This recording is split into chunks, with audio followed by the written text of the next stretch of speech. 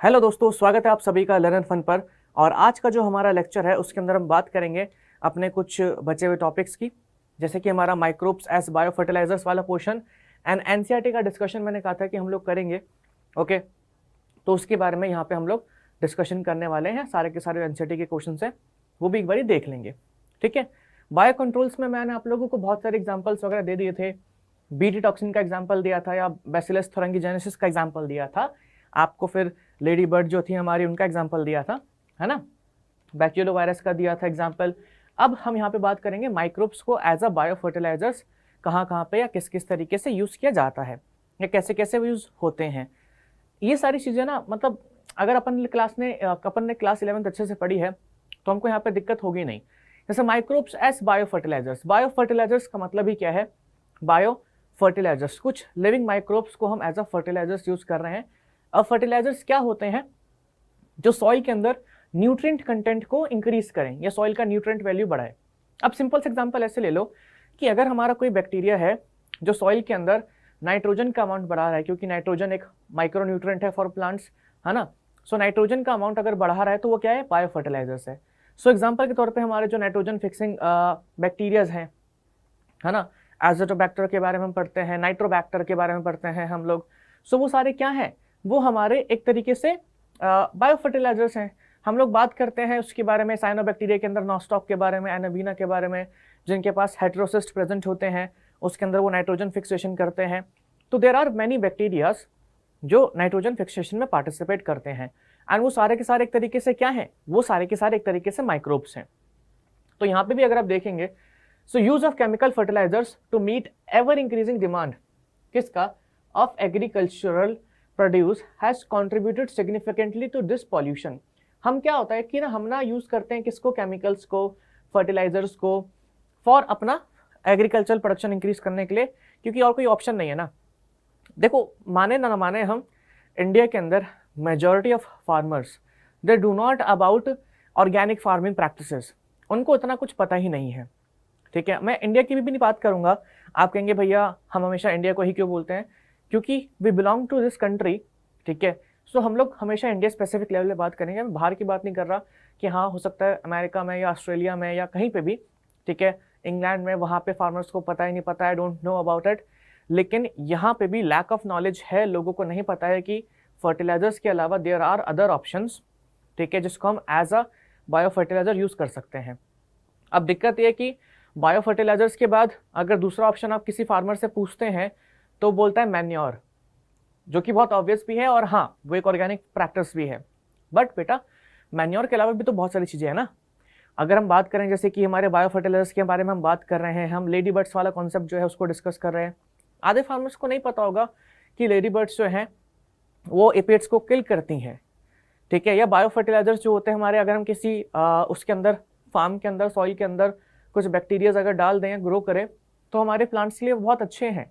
सो ये सारी चीज़ें हमको नहीं पता है या फार्मर्स को नहीं पता है, क्योंकि अगर ये उनको पता होंगी तो शायद कहीं ना कहीं प्रोडक्टिविटी और इंक्रीज हो जाएगी।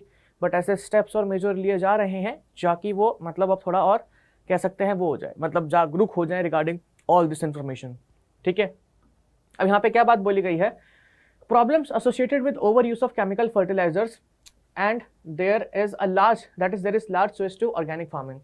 ठीक है, problems associated with over use of chemical fertilisers, इसकी वजह से क्या हुआ है? There is large pressure to switch to organic farming, या कह सकते हैं to the use of bio fertilisers. क्योंकि जाहिर सी बात है कि अगर आप केमिकल फर्टिलाइजर्स यूज कर रहे हैं बहुत ज़्यादा या यूज भी कर रहे हैं, तो वो आपकी सॉइल को विद इन क्या कहते हैं मतलब 2 और 3 ईयर्स वो एकदम अनफर्टाइल कर देगा। सो कंप्लीटली हम उसके ऊपर डिपेंडेंट नहीं हो सकते। वो तो चलो एक अच्छी बात है कि हमें मैन्योर का कॉन्सेप्ट पता है, तो हम मैन्योर को मिक्स करके सॉइल के अंदर वापस से न्यूट्रिएंट कंटेंट इंक्रीज करवा देते हैं, सॉइल को बढ़िया कर देते हैं। बट ये एक प्रॉब्लम है, ठीक है, with chemical fertilisers. Now bio fertilisers क्या है? आर ऑर्गेनिजम्स जो एनरिच करते हैं nutrient quality of soil. The main source of bio fertilisers वो कौन कौन से हैं? Bacteria, fungi and cyanobacteria. These are the main source of bio fertilisers. आप लोगों ने उसके बारे में भी सुना होगा, फंगाई के बारे में, माइकोराइजा के बारे में, कि फंगाई जो होता है वो कुछ हमारे रूट्स जो होते हैं हायर प्लांट्स उनके साथ एसोसिएट कर जाता है, उनको न्यूट्रिएंट्स अब्जॉर्ब करने में हेल्प करता है। कोई भी एक ऐसा ऑर्गेनिज्म जो प्लांट की अच्छी ग्रोथ में हेल्प करे, प्लांट को अच्छे तरीके से न्यूट्रिएंट प्रोवाइड करवाने में हेल्प करे, that is a bio fertilisers. Very simple. Okay, so अगर बैक्टीरिया की हम बात करें तो नोड्यूल्स जो होते हैं ऑफ या nodules on the root of leguminous plants formed by symbiotic association of rhizobium, ठीक है, राइजोबियम इन रूट नोड्यूल्स वाला कॉन्सेप्ट हम लोग पढ़ते हैं। ये बैक्टीरिया फिक्स करते हैं एटमॉस्फेरिक नाइट्रोजन को और उसको कन्वर्ट करते हैं किसके अंदर, ऑर्गेनिक फॉर्म्स के अंदर, which is used by plants as nutrient, ठीक है, क्योंकि एटमॉस्फेरिक नाइट्रोजन को हमारे प्लांट यूज नहीं करते हैं, कर सकते हैं N2 गैस को। सो पहले उनको नाइट्रेट्स में, नाइट्राइट में कन्वर्ट किया जाता है, फिर उनको ऑर्गेनिक कंपाउंड्स में कन्वर्ट करवा करके प्लांट को दिया जाता है। Other bacteria can fix atmospheric nitrogen while free living. अच्छा, जरूरी नहीं है कि सारे के सारे हमारे प्लांट्स जो हैं, बैक्टीरिया जो हैं सिम्बायोटिक एसोसिएशन। सिम्बायोटिक एसोसिएशन कौन सा होता है, जहाँ पे दोनों लोग बेनिफिट हो, ठीक है, यानी कि अगर आप किसी का होमवर्क कर रहे हैं तो वो भी आपका होमवर्क करें। ऐसा नहीं कि आप ही सिर्फ उनका ध्यान रख रहे हैं, आप ही पूछ रहे हैं कि खाना खाया, ठीक है, अभी क्या कर रहे हो, क्या हाल है, क्या नहीं है, सामने से भी तो इंसान पूछे ना, तभी तो ठीक रहता है। तो सिम्बायोटिक एसोसिएशन कौन सा होता है, जहाँ पे दोनों तरफ से इक्वल बेनिफिट हो रहा है। अगर हमारे जो नोड्यूल्स बना करके जो राइजोबियम है ये न्यूट्रिएंट प्रोवाइड कर रहे हैं, नाइट्रोजन फिक्सेशन कर रहे हैं, तो कहीं ना कहीं उनको भी प्लांट थोड़ा सा फूड वगैरह प्रोवाइड करता है, या आप कह सकते हैं रहने की जगह, शेल्टर प्रोवाइड करता है। तो एक सिम्बायोटिक रिलेशन है। Okay, but there are some bacterias जो प्लांट्स में ना रह करके या फिर सॉइल में पड़े पड़े भी नाइट्रोजन फिक्सेशन करते हैं और सॉइल का जो नाइट्रोजन कंटेंट है वो इंक्रीज करते हैं, जैसे कि एजोस्पिरिलियम हो गया, एजोटोबैक्टर हो गया, ठीक है, ये एनरिच करते हैं क्या, nitrogen content of the soil. So अगर किसी फार्मर को अपने सॉइल के अंदर नाइट्रोजन कंटेंट इंक्रीज करना है, क्योंकि नाइट्रोजन अगेन जैसे कि मैंने पहले बोला था इट इज़ अ मैक्रोन्यूट्रेंट, सो वो इन बैक्टीरियाज को अपने फार्म में डाल सकता है, उनकी ग्रोथ करवा सकता है, ठीक है। फंगाई की बात करें तो फंगाई का भी सिम्बायोटिक एसोसिएशन होता है, किसके साथ, प्लांट्स के साथ, जिसको हम कहते हैं माइकोराइजा, ठीक है। Members of genus Glomus, Glomus genus होता है फंगाई के अंदर, उसके मेंबर्स बहुत ज़्यादा ये सिम्बायोटिक एसोसिएशन बनाते हैं प्लांट की रूट के साथ। Fungal symbionts in this association absorb करता है phosphorus from the soil and pass करता है किसको, प्लांट्स को। सो वो फॉस्फोरस एब्जॉर्ब करता है और प्लांट को पास करता है। फॉस्फोरस भी प्लांट के लिए एक इंपॉर्टेंट न्यूट्रिएंट है। तो ये सारे के सारे क्या है, बायो फर्टिलाइजर्स हो गए हमारे, ठीक है। और माइकोराइजा के बारे में पहले पढ़ चुके हैं। Plant having associations show other benefit also such as resistant to root-borne pathogen, tolerance to salinity, drought and overall increase in plant growth and development।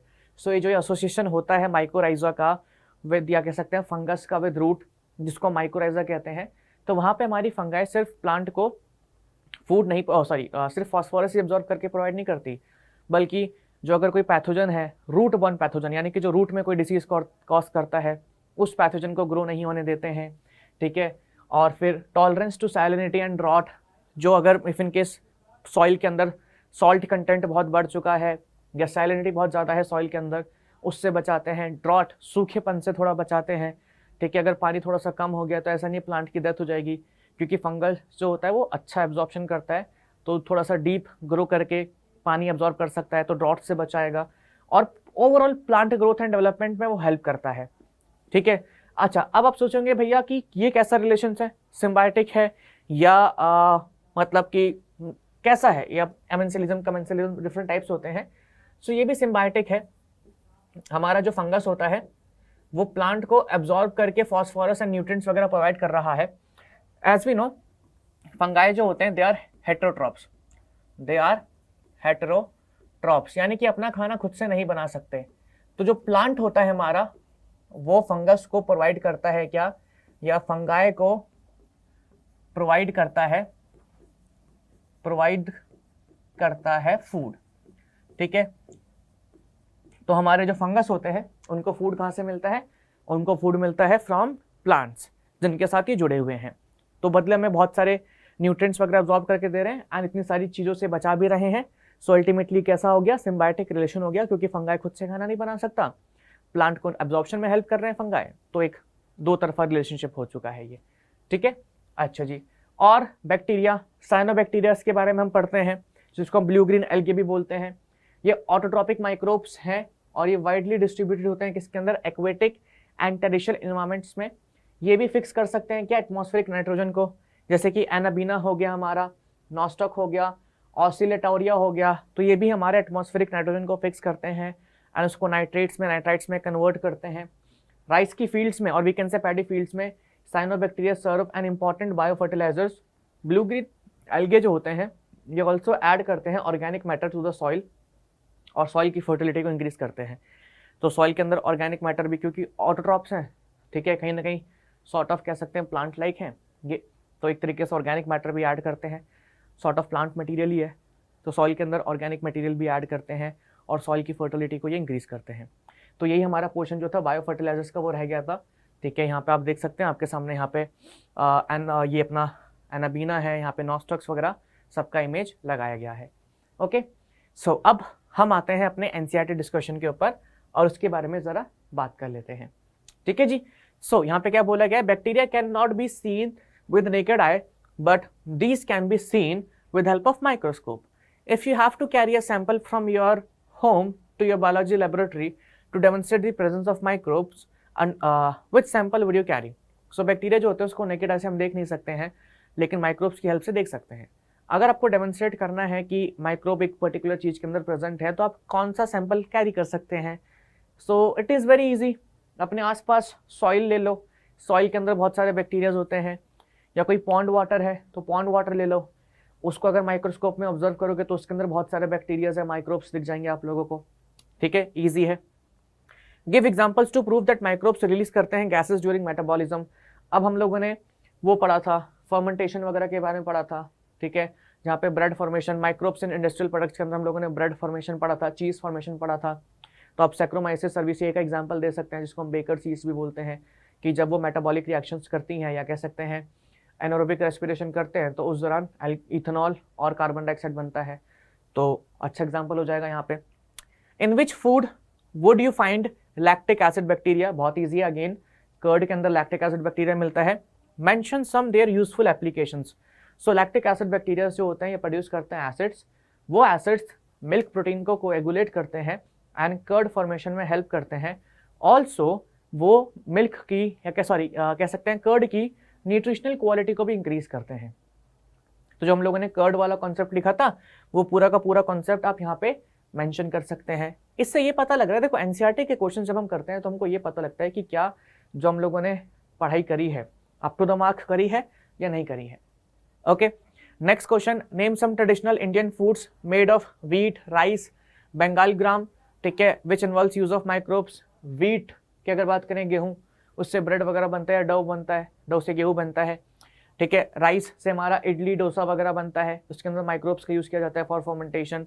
ग्राम, उससे भी इडली डोसा वगैरह बनाया जाता है चने वगैरह से, ठीक है, उनको फर्मेंट करके रखा जाता है, वहाँ पे माइक्रोब्स वगैरह का यूज़ किया जाता है। सो आप उसका एग्जाम्पल दे सकते हैं। In which way have microbes played a major role in controlling disease caused by harmful bacterias. So हम लोगों ने माइक्रोब्स इन इंडस्ट्रियल्स यूज़ के अंदर पढ़ा था एंटीबायोटिक्स के अंदर बारे में। सो आप यहाँ पे एंटीबायोटिक्स के बारे में बता सकते हैं कि माइक्रोब्स जो होते हैं वो बहुत सारे एंटीबायोटिक्स प्रोड्यूस करते हैं। एंटी अगेंस्ट, एंटी का मतलब अगेंस्ट, बायो का मतलब लाइफ, तो ऐसे केमिकल्स जो दूसरे माइक्रोब्स को किल करने में हेल्प करते हैं, ठीक है। Name any 2 species of fungus which are used in production of antibiotics. So सबसे पहले तो हमारा पेनिसिलियम का पेनिसिलियम नोटाटम हो गया, ओके। फिर हमारा एक था पेनिसिलियम, क्या था, एग्रो करके कुछ था, स्पर्मो कुछ करके था। आपको मैंने पूरी की पूरी टेबल दे रखी है ना, उस टेबल में पूरा बैक्टीरिया का बता रखा है एंड बाकी सारे पूरी लिस्ट दे रखी है। यहाँ पे हमारे एजेंट्स हैं और यहाँ पे हमारा उसका एंटीबायोटिक है। तो पेनिसिलियम नोटाटम तो हमें पेनिसिलियम से मिल रहा है। एक और मेरे को नाम याद नहीं आ रहा, नीचे 3 थे, ठीक है, बट आपको टेबल में क्या कहते हैं मिल जाएंगे। मेरे को बैक्टीरियस के याद है, जैसे कि स्ट्रेप्टोकोकस का, सेप्टोमाइसिस का हो गया, एरिथ्रोमाइसिस हो गया, ठीक है, या स्ट्रेप्टोकोकस एरिथ्रोमाइसिन हो गया, ठीक है। तो वो सारे मेरे को याद है, आप वो मेंशन कर सकते हैं। बाकी यहाँ पे आपको फंगस के मेंशन करने हैं, तो जो मैंने टेबल दी थी आपको उसमें से 2 मिल जाएंगे। Okay, what is sewage, in which way can sewage be harmful और हार्मफुल टू अस। तो सीवेज जो होता है हमारा वो क्या होता है, डोमेस्टिक जो वेस्ट होता है उसको हम सीवेज कहते हैं। एंड बेसिकली जो डोमेस्टिक वेस्ट हमारा लिक्विड फॉर्म में होता है, वाटर फॉर्म में होता है, उसको हम सीवेज कहते हैं, ठीक है। ये हार्मफुल कैसे हो सकता है हमारा, इसके अंदर बहुत सारे बैक्टीरियाज होते हैं जो हमारी हेल्थ के लिए हार्मफुल होते हैं, और ये अगर हम रिवर्स में और लेक्स में डिस्चार्ज करेंगे तो वहाँ को ये पॉल्यूट कर देगा एंड इसके अंदर बहुत ज़्यादा ऑर्गेनिक मैटर प्रेजेंट होता है। उस ऑर्गेनिक मैटर की वजह से कह सकते हैं बैक्टीरिया बहुत ज़्यादा ग्रो करते हैं। तो अगर आप किसी भी रिवर के अंदर या पॉन्ड के अंदर इसको डिस्चार्ज करेंगे तो उस रिवर के अंदर बहुत सारे हमारे जो बैक्टीरियाज हैं वो ग्रो करेंगे। एंड अल्टीमेटली क्योंकि बैक्टीरियाज हैं, हो सकता है कि वो फिर हमारी जो एक्वेटिक एनिमल्स हैं उनको डिसीज़ भी कॉज करें और उनकी डेथ भी हो सकती है। ठीक है, तो यहाँ पे आपको पूरा का पूरा लिखना है कॉन्सेप्ट उसका सीवेज का। Okay, what is the difference between primary treatment and secondary treatment? So primary treatment को हम लोगों ने फिजिकल ट्रीटमेंट भी बोला था। आप लोग बताएंगे कि यहाँ पे हम वाटर को पास करते हैं थ्रू वायर मैश, यहाँ पे जो भी फ्लोटिंग डेब्रिस होता है उसको हटा देते हैं। फिर प्राइमरी ट्रीटमेंट के अंदर हम इसको भेजते हैं वेस्ट को किस में, प्राइमरी सेटलिंग टैंक के अंदर, जहाँ पे सॉइल्स और जो स्टोन्स होते हैं वो नीचे सेटल कर जाते हैं। तो नीचे जो सेटल होता है उसको हम कहते हैं स्लज, ऊपर वाले को बोलते हैं हम एफ्लुएंट। एफ्लुएंट को भेजते हैं हम लोग किसके अंदर, एरिएशन टैंक्स के अंदर, which is part of secondary treatment. Secondary treatment को हम लोग बायोलॉजिकल ट्रीटमेंट भी कहते हैं क्योंकि वहाँ पे माइक्रोब्स इन्वॉल्व होते हैं। आप ये मेंशन कर सकते हैं प्राइमरी के अंदर कि उसको हम फिजिकल बोल रहे हैं क्योंकि there is no involvement of microbes. Points आपको बनाने पड़ेंगे। सेकेंडरी वेस्ट की बात करें तो वहाँ पे फिर आप पूरा मेंशन करेंगे कि यहाँ पे वेस्ट को एरेशन टैंक्स में डाला जाता है, एयर को पंप किया जाता है, उसको एजिटेट करा जाता है ताकि फ्लॉक्स की ग्रोथ हो। हमारे in case of secondary sewage aerobic bacterias जो होते हैं वो इन्वॉल्व होते हैं। यहाँ पे कोई भी एरोबिक बैक्टीरिया इन्वॉल्व नहीं है। यहाँ पे फ्लॉक फॉर्मेशन होता है, यहाँ पे फ्लॉक फॉर्मेशन नहीं होता। सेकेंडरी सीवेज के अंदर ऑर्गेनिक मैटर को रिड्यूस किया जाता है, यहाँ पे ऑर्गेनिक मैटर को रिड्यूस नहीं किया जा रहा। यहाँ पे हम लोग जो फिजिकल वेस्ट है उसको रिमूव कर रहे हैं, फिजिकल चीज़ें जो हैं उसको अलग कर रहे हैं। ठीक है, फिर उसके बाद हम लोग क्या करते हैं, फ्लॉक्स वगैरह ग्रो कर जाते हैं, उसको हम सेकेंडरी सेटलिंग टैंक में भेजते हैं। फिर नीचे हमारा एक्टिवेटेड स्लज इकट्ठा होता है, ऊपर एफ्लुएंट होता है। एक्टिवेटेड स्लज का कुछ पोर्शन एडिशन टैंक में डाल दिया जाता है, बाकी पोर्शन एनारोबिक स्लज डाइजेस्टर में भेजा जाता है। ठीक है, जहाँ पे हमारा बायोगैसेस का प्रोडक्शन होता है, जहाँ पे एनारोबिक बैक्टीरियाज इन फ्लॉक्स को डाइजेस्ट करते हैं। उसके बाद फाइनली सेकेंडरी ट्रीटमेंट के बाद आता है हमारा टर्शियरी ट्रीटमेंट, जहाँ पे हम लोग इस एफ्लुएंट को क्लोरीन डिसइंफेक्टेंट टैंक्स के अंदर डालते हैं। ठीक है जी। अच्छा, do you think microbes can also be used as source of energy? If yes, how? अब सोर्स ऑफ एनर्जी में कैसे यूज़ कर सकते हैं माइक्रोब्स को? तो यहाँ पे आपको बहुत ही simple and basic points mention करने पड़ेंगे। हम लोगों ने बायोगैस प्रोडक्शन प्लांट पढ़ा है, हम लोगों ने गोबर गैस के बारे में पढ़ा है, या हम लोग जब भी सीवेज की बात करें तो हमने बोला था कि जो हमारे एक्टिवेटेड स्लज है, जो एक्टिवेटेड स्लज जो है उसको हम लोग पंप करते हैं या वापस से भेज देते हैं किसके अंदर, एनारोबिक स्लज डाइजेस्टर्स के अंदर। इसके अंदर एनारोबिक स्लज डाइजेस्टर्स में। ठीक है, तो ये एनारोबिक स्लज डाइजेस्टर्स जो है हमारे, ये क्या करते हैं, ये हमारे इस स्लज को डाइजेस्ट करते हैं एंड ये प्रोड्यूस करते हैं वेरियस गैसेस। या इसके अंदर क्या होता है, इसके अंदर मीथेन वगैरह होता है, ओके जी, कार्बन डाइऑक्साइड होता है, फिर हाइड्रोजन सल्फाइड होता है, हाइड्रोजन सल्फाइड होता है। ये जो हमारी गैसेस हैं, हाँ, ये जो हमारी गैसेस हैं ये एज अ बायोगैस यूज़ हो सकती हैं या गुड सोर्स ऑफ एनर्जी होती हैं, सारी की सारी इन्फ्लामेबल होती हैं। सो इसको हम लोग यूज़ कर सकते हैं, इन्फ्लामेबल होती हैं ये। फिर सिमिलरली आप एग्जांपल दे सकते हैं उसका, क्या कहते हैं, बायोगैस प्लांट्स का या गोबर गैस प्लांट्स का।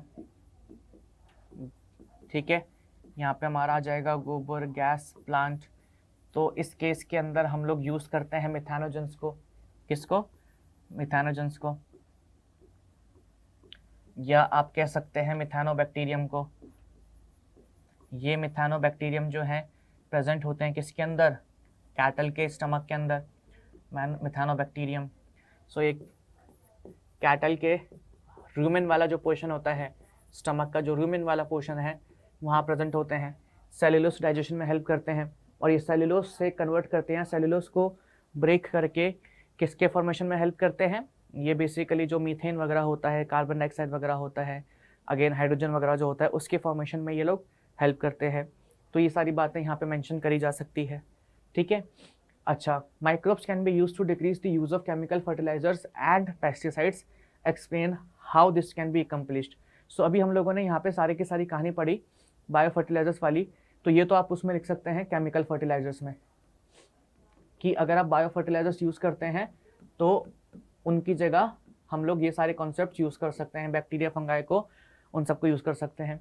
अगर आपको बोला जाए कि पेस्टिसाइड्स, तो पेस्टिसाइड्स के केस में आप लोग बायो कंट्रोल वाला कंडीशन जो है पूरा का पूरा मेंशन कर सकते हैं। बैक्यूलो वायरस के बारे में बता सकते हैं आप लोग, यहाँ पर बीटी टॉक्सिन्स के बारे में बता सकते हैं, लेडी बर्ड और ड्रैगन फ्लाइज वगैरह जो थे हमारे उसके बारे में बता सकते हैं, ट्राइकोडर्मा हमारा जो होता है फंगस उसके बारे में बता सकते हैं।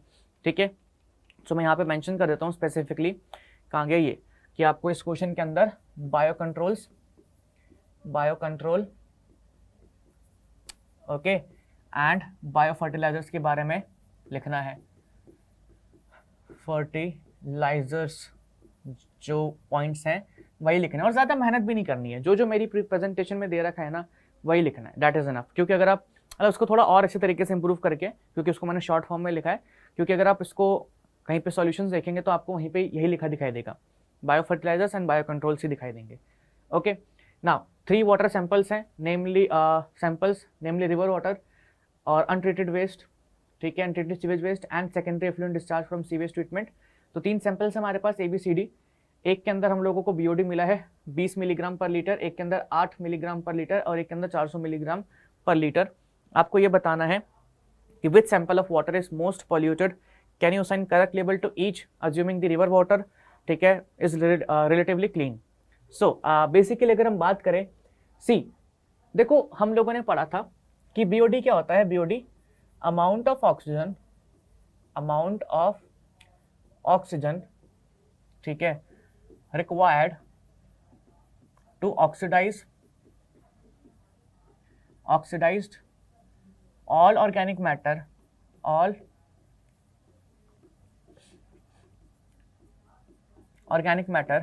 किसके अंदर, इन 1 लीटर ऑफ वाटर, ठीक है।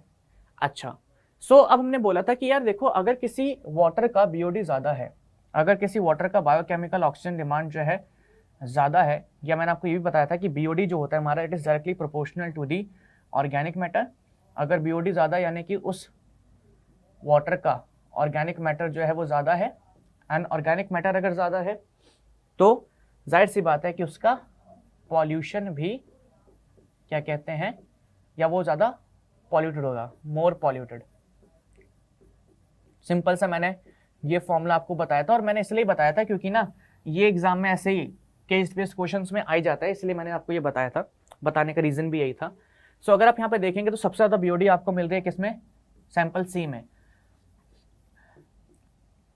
उसके बाद मिल रही है आपको किसमें, सैंपल A में, उसके बाद आपको मिल रही है इसमें, मतलब ये हमारा सीक्वेंस मान लेते हैं। The BOD values of sample A, B and C इतनी रिकॉर्ड हुई है, can you sign the correct level to each assuming the river water is clean.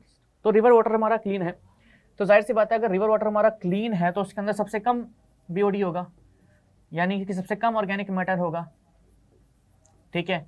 अगर उसके बाद फिर हमारा वो है सेकेंडरी एफ्लुएंट डिस्चार्ज है, तो सेकेंडरी एफ्लुएंट यानी कि उसके अंदर हम लोगों ने ऑर्गेनिक मैटर को खत्म कर दिया है पूरा का पूरा।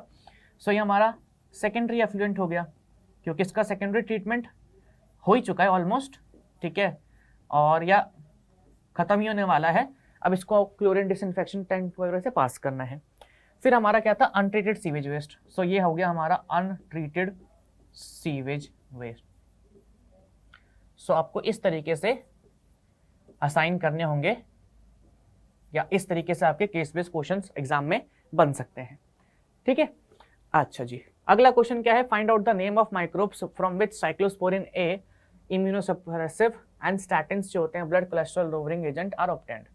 तो साइक्लोस्पोरिन ए किससे बनता है, बताइए, बताओ भाई, क्योंकि साइक्लोस्पोरिन ए के बारे में और स्टैटिन्स के बारे में आप लोगों को अच्छे तरीके से बता चुका हूँ।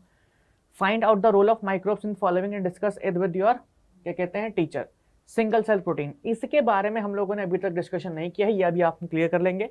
वैसे थोड़ा सा मतलब अलग से हटका क्वेश्चन है, ठीक है, ये हम लोग क्लास 11th में पढ़ लेते हैं सिंगल सेल प्रोटीन, बट ये साइक्लोस्पोरिन ए जो है और स्टैटिन्स के बारे में मैं आप लोगों को बता चुका हूँ। बताओ उसका आंसर। ओके, सो ये जो हमारा कहाँ गया साइक्लोस्पोरिन ए, ये किससे मिल रहा है हमें, ट्राइकोडर्मा पॉलीस्पोरम से, ट्राइकोडर्मा पॉलीस्पोरम से। एंड स्टैटिन्स कहाँ गया, ये हम लोगों को मिलता है किससे, मोनास्कस परप्यूरस से।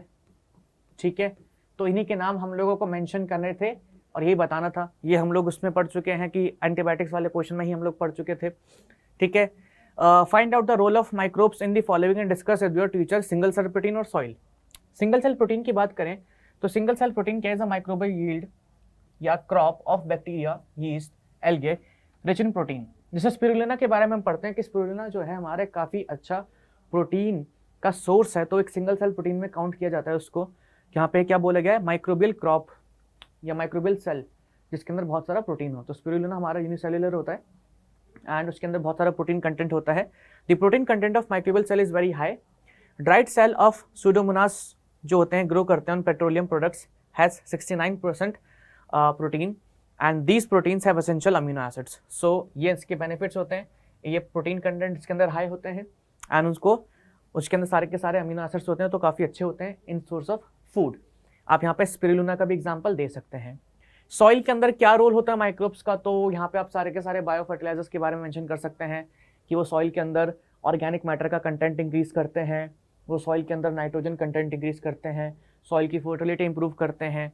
वो सारे पॉइंट्स यहाँ पे आप मेंशन कर सकते हैं। ओके, अच्छा जी, अब हम आते हैं आगे की तरफ। नेक्स्ट क्वेश्चन जो है हमारा यहाँ पे क्या दे रखा है, चलो जी। So arrange the following decreasing order of their importance for human welfare society, give reason for your answer. अब देखो ये ना मतलब डिपेंड करता है कि यार किस चीज़ का या किस चीज़ या कोई चीज़ को किसके लिए कितनी इंपॉर्टेंट हो सकती है। बायोगैस, सिट्रिक एसिड, पेनिसिलियम और कर्ड। अब वही बात है, जैसे कि बहुत सारे बच्चे बोलेंगे यार नहीं बायोगैस बहुत इंपॉर्टेंट है, बहुत इंपॉर्टेंट है क्योंकि वो एक बायोफ्यूल है, तो मेरे को लगता है कि सबसे पहले बायोगैस आना चाहिए। हो सकता है कुछ बच्चे बोले कि कर्ड, ठीक है, तो कर्ड जो है बहुत ज़्यादा इंपॉर्टेंट है, खाने की चीज़ें हर एक घर में क्या कहते हैं दही जो है वो खाई जाती है, तो वो बहुत इंपॉर्टेंट है। ठीक है, कुछ बच्चे बोल सकते हैं कि पेनिसिलिन एक एंटीबायोटिक है, हम लोगों को डिसीज से बचाती है, तो वो इंपॉर्टेंट हो सकती है। कुछ बच्चे बोलेंगे सिट्रिक एसिड बहुत सारे प्रोडक्ट्स का कंपोनेंट होता है, तो सिट्रिक एसिड को हम डालेंगे, जैसे लेमन वगैरह, ऑरेंज वगैरह, सबके अंदर सिट्रिक एसिड होता है, थोड़ा खट्टा सा होता है एंड फूड्स वगैरह के में भी अंदर भी यूज़ होता है, कॉस्मेटिक प्रोडक्ट्स के अंदर भी यूज़ होता है, तो हम इसको ये लेंगे। ठीक है, तो ये आप लोगों के ऊपर डिपेंड करता है कि आप किस प्रोडक्ट को पहले रखना चाहेंगे। अगर मैं सबसे पहले रखना चाहूँगा, देखो हम कहते हैं कि हेल्थ इज़ वेल्थ, अगर हेल्थ सबसे अच्छी है तो सब कुछ ओके है, अगर इंसान की हेल्थ ही नहीं होगी तो फिर वो बाकी सारे काम कैसे करेगा। सो पेनिसिलियम पेनिसिलियम क्यों निकल रहा है, वो बाकी उससे पेनिसिलियम से निकलती है ना। पेनिसिलिन जो है एक एंटीबायोटिक है, इसको हम लोग सबसे पहले रख सकते हैं क्योंकि वर्ल्ड वॉर 2 के अंदर भी इस एंटीबायोटिक का बहुत यूज़ किया गया था। उसके बाद हम लोग जाहिर सी बात है खाना रहेगा तभी कुछ काम करेंगे, पहली बात तो जिंदा रहेंगे तो कुछ काम करेंगे, खाना वाना खाएंगे तो कुछ काम करेंगे, तो हो सकता है कर्ड डालते हैं, कर्ड के बाद पेनिसिलिन डाल देते हैं, पेनिसिलिन के बाद बायोगैस डाल देते हैं एंड बायोगैस के बाद हमारा सिट्रिक एसिड डाल देते हैं। ये मेरा ओपिनियन है। बहुत सारे बच्चे बोलेंगे नहीं भैया हम तो पहले बायोगैस डालेंगे, लेकिन मेरा पॉइंट ये है ना कि बायोगैस प्लांट बनाने के लिए या बायोगैस चलो ठीक है नेचुरल, वो एक तरीके से गैस है, टॉक्सिक सब्सटेंस कोई प्रोड्यूस नहीं करती है, कोई धुआं वगैरह नहीं करती है, नेचर में कोई पॉल्यूटेंट नहीं देती है, तो बायोगैस अच्छी है। बट उसके लिए अगर हम बात करें कर्ड की, तो मतलब भाई एक सोर्स है ऐसा कि मतलब जो हर जगह अवेलेबल है या हर कोई इसको कंज्यूम करता है, तो ये सबसे इंपॉर्टेंट हो जाएगा। उसके बाद पेनिसिलिन, फिर बायोगैस, फिर सिट्रिक एसिड। ये मेरा ओपिनियन है। अगर आपको लगता है कि कुछ और आपको रखना होगा तो आप अपना वो रख करके आंसर मतलब प्रेजेंट कर सकते हैं। ऐसे क्वेश्चन एग्जाम में नहीं आते हैं। How do biofertilizers enrich करते हैं सॉइल की फर्टिलिटी। सो बायो फर्टिलाइजर्स क्या क्या करते हैं, यहाँ पे आप अपने उसका बैक्टीरिया का एग्जाम्पल दे सकते हैं, फंगाई का, माइकोराइजा का एग्जाम्पल दे सकते हैं। फिर उसके अंदर हम लोगों ने साइनोबैक्टीरियाज एंड ऑल जो भी सारी चीज़ें पढ़ी थी, एनाबीना, नॉस्टॉक, ठीक है, एजोटोबैक्ट वगैरह, पैडीफील्ड्स वाला एग्जाम्पल, सारी चीज़ें यहाँ पे प्रेजेंट कर सकते हैं। और अगर आप लोगों को बायोलॉजिकल क्लासिफिकेशन का पोर्शन जो याद होगा, तो अगर आपका मन करे तो रिएक्शंस पे लिख सकते हैं। रिएक्शंस नहीं याद आ रही है तो सिंपली लिख दो ना कि भाई ये एटमॉस्फेरिक नाइट्रोजन जो है, एटमॉस्फेरिक नाइट्रोजन को कन्वर्ट करते हैं किसके अंदर, नाइट्रेट्स के अंदर और नाइट्राइट्स के अंदर, ठीक है, नाइट्राइट के अंदर, ये मेंशन कर दो। एंड हमारे जो साइनोबैक्टीरियाज होते हैं वो ऑर्गेनिक मैटर भी ऐड करते हैं सॉइल के अंदर, तो ये सारी कहानी आप यहाँ पे लिख सकते हैं। सो इसकी एनसीईआरटी काफ़ी आसान थी, कुछ भी मुश्किल क्वेश्चन दिखा नहीं, जो हम लोगों ने पढ़ा था सब कुछ वही था यहाँ पे। नेक्स्ट क्लास की बात करें तो हमारा जो नेक्स्ट चैप्टर होगा दैट इज़ बायोटेक्नोलॉजी, ठीक है, बायोटेक्नोलॉजी।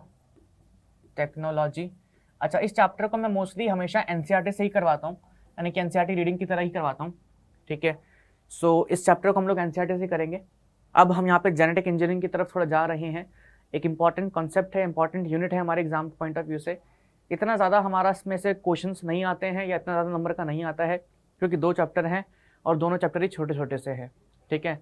सो एक यूनिट मान लो या एक चैप्टर मान लो हमारी 5 लेक्चर में ख़त्म हो जाएगा और एक आई गेस 4 में ख़त्म हो जाएगा, या 5-5 10 मान लो 10 लेक्चर्स में पूरा का पूरा ये यूनिट ख़त्म हो जाएगा, ठीक है। सो वी आर गोइंग मतलब फाइन, अगर सिलेबस वाइज देखा जाए ज़्यादा टाइम नहीं लगेगा। इसके बाद इकोलॉजी वाली यूनिट है, उसको भी करने में, या उसके अंदर भी 3 चैप्टर्स ही आ रहे हैं तो वो भी जल्दी फिनिश हो जाएगी, ठीक है। सो इस लेक्चर को यहीं पे ख़त्म करते हैं, मिलते हैं आप लोगों के साथ नेक्स्ट लेक्चर में एक नए चैप्टर के साथ। तब तक के लिए bye bye and thank you so much.